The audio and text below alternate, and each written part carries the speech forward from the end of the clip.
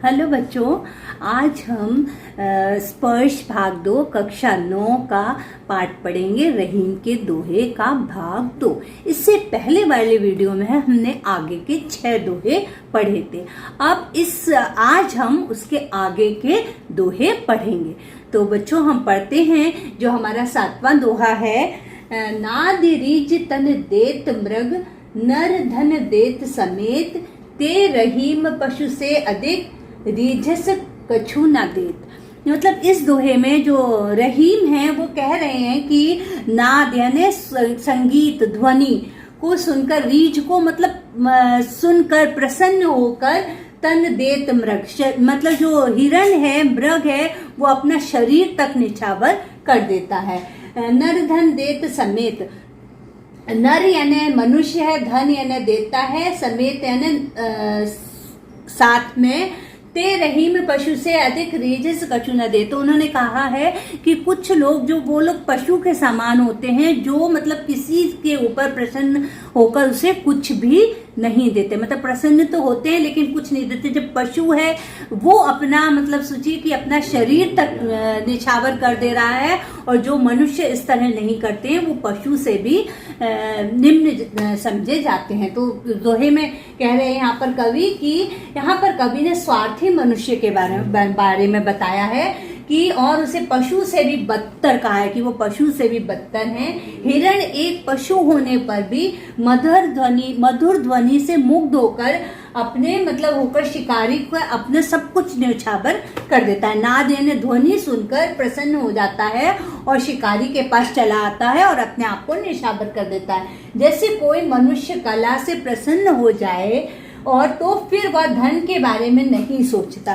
क्या होता है, अगर हम किसी की कला से प्रसन्न हो जाते हैं फिर हम धन की चिंता नहीं करते, धन के बारे में नहीं सोचते हैं, अपितु अपना सारा धन उस कला पर न्यौछावर कर देते हैं। परंतु कुछ मनुष्य पशु से भी बदतर होते हैं। वे कला का लुत्फ तो उठा लेते हैं, मतलब कला को देखकर खुश तो हो जाते हैं कि कोई भी कुछ अपनी कला दिखा रहा है, उसको देखकर खुश तो हो जाता है, परंतु उसके बदले में उसे कुछ भी नहीं देते। तो ऐसे लोगों को रहीम दास जी ने पशु से भी बदतर कहा है। अब आगे हम बच्चों 8वां दोहा पढ़ेंगे कि बिगड़ी बात बने नहीं, लाख करो किन कोय, रहीमन फाटे दूध को, मथे न माखन होए। तो आगे 8वें दोहे में रहीम दास जी कह रहे हैं कि बिगड़ी बात बने नहीं, बिगड़ी हुई बात मतलब नहीं बनती है। लाख करो किनको, कितने भी लाख प्रयत्न कर लो, यदि कोई बात बिगड़ गई है तो फिर वो नहीं बन सकती। रहीमन फाटे दूध को, जिस तरह रहीम दास जी कह रहे हैं दूध जब फट जाता है तो मथे ना मक्खन, फिर हम उसको कितना भी मथ लें, कितना भी फेंट लें, लेकिन उसका मक्खन नहीं बन सकता। तो इस दोहे में रहीम दास जी ने यही कहा है कि हमें जीवन से संबंधित शिक्षाएं दी हैं कि उन्हीं में से एक शिक्षा यह है कि हमें हमेशा कोशिश करनी चाहिए कि कोई भी बात बिगड़े नहीं। मतलब कोई भी बात है उसको सरल रूप से चलाएं, लड़ाई झगड़ा करके उसको बिगाड़े नहीं। अगर एक बार दूध फट जाए तो फिर लाख कोशिश करने के बावजूद भी उसमें से हम कितना भी उसको मथ लें पर मक्खन नहीं बन सकता।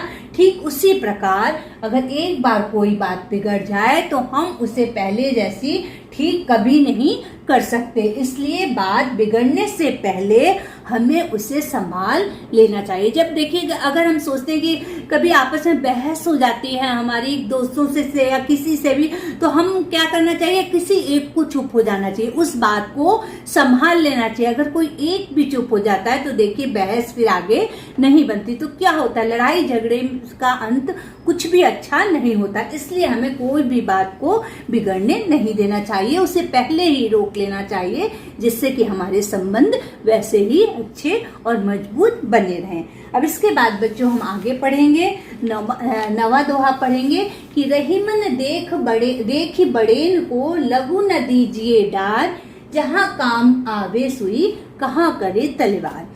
इस दोहे में रहीम दास जी ने क्या कहा है, जो छोटे लोग हैं उनके महत्व के बारे में बताया है कि रहीमन ने देख बड़े को, कि रहीम दास जी कहते हैं बड़े लोगों को देखकर लघु न दीजिए डार, छोटे लोगों की हमें अवहेलना नहीं करनी चाहिए कि भाई बड़ा है यही सब कुछ कर सकता है, छोटा नहीं कर सकता।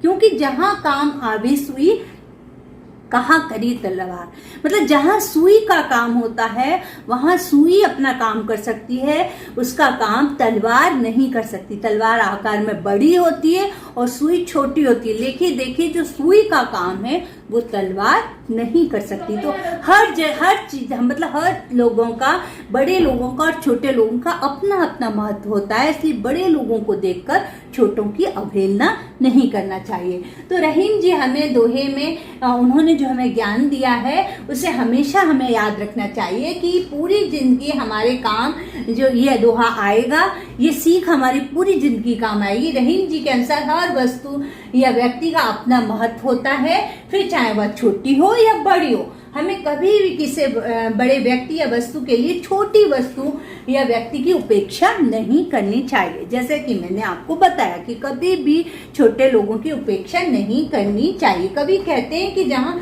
सुई का काम होता है वहां पर तलवार कोई काम नहीं कर सकती, अर्थात तलवार के आकार में बड़े होने पर भी वह काम की साबित नहीं होती, जबकि सुई आकार में अपेक्षाकृत तलवार से बहुत छोटी होती है, छोटी होकर भी कारगर साबित होती है। इसलिए हमें कभी भी धन संपत्ति, ऊंच नीच व आकार के आधार पर किसी भी चीज की उपेक्षा नहीं करनी चाहिए। क्योंकि बच्चों सब लोगों का, छोटे लोगों का, बड़े लोगों का, छोटे लोगों का भी अपना अलग महत्व होता है। इसके बाद हम 10वां दोहा पढ़ेंगे बच्चों।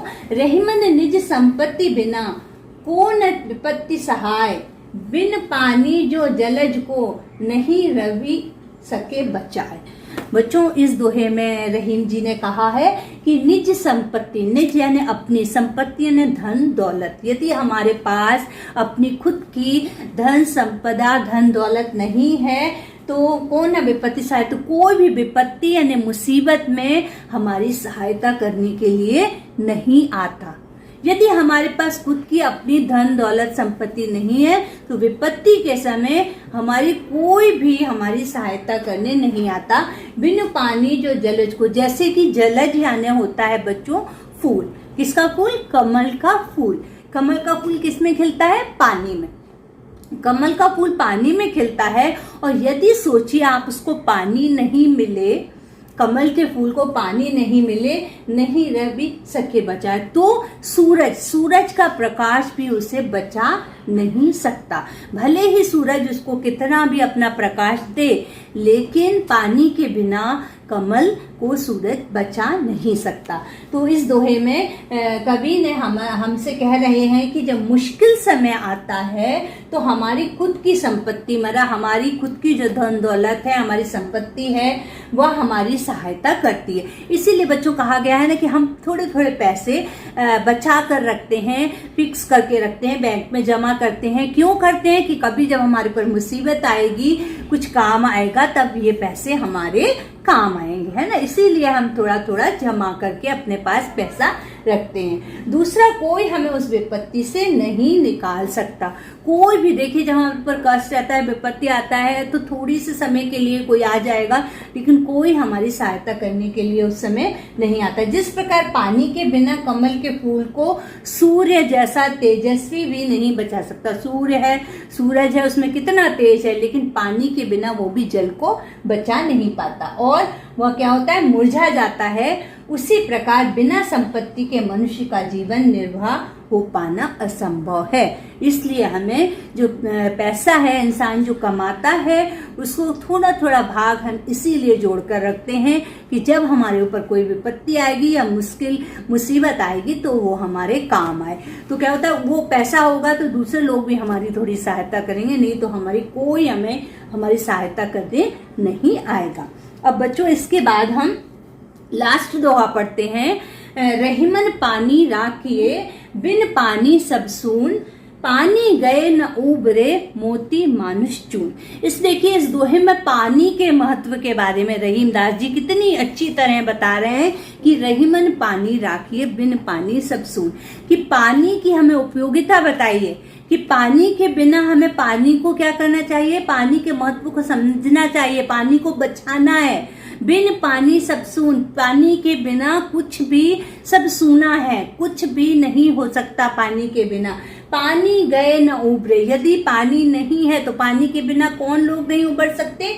मोती मानुष चून, मोती यानी आपने देखा होगा पर्ल, मोती, मानुष यानी मनुष्य और चून यानी चूना कहा गया है।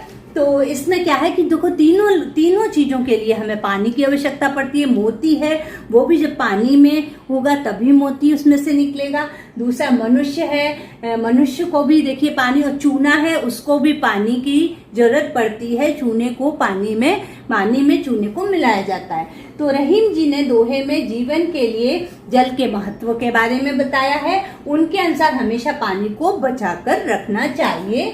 बहुत बहुमूल्य होता है पानी। सेव वाटर, कितना हम कहते हैं कि जल का संरक्षण करो, जल बचाओ, कभी भी नल खुला नहीं रहने दो, इसके बिना कुछ भी संभव नहीं है। और जल तो क्या एक प्राकृतिक चीज है जो हमें ईश्वर देता है। पानी हम इसको बना नहीं सकते बच्चों। तो बिना पानी के हमें ना मोती में चमक मिलेगी और ना हम जीवित रह पाएंगे। पानी के बिना कोई भी जीवित नहीं रह सकता बच्चों। और यहाँ पर मनुष्य के संदर्भ में कवि ने मान मर्यादा को पानी की तरह बताया है कि जिस तरह पानी के बिना मोती की चमक चली जाती है और ठीक उसी तरह एक मनुष्य की मान मर्यादा भी भ्रष्ट हो जाती है और उसकी प्रतिष्ठा रूपी चमक खत्म हो जाती है। तो इसमें जो उन्होंने बताया है, रहीम दास जी ने जल के महत्व को बहुत ही अच्छी तरह बताया है कि उसके बिना मोती मानुष चून। क्या होता है जब हम आटे में क्या होता है, आटे में पानी मिलाते हैं ना तभी तो वो आटा बनता है। चूने में भी पानी मिला, हर चीज में पानी का महत्व होता है, पानी का एक महत्वपूर्ण स्थान होता है। तो बच्चों आज हमने रहीम के दोहे का भाग 2 पढ़ा। तो हमारे आज रहीम के दोहे जो हमारे पूरे हो गए और मुझे विश्वास है कि आपको अच्छी तरह से समझ में आ गए होंगे। तो अब हम अगले वीडियो में मिलेंगे नए चैप्टर के साथ। तब तक के लिए थैंक यू।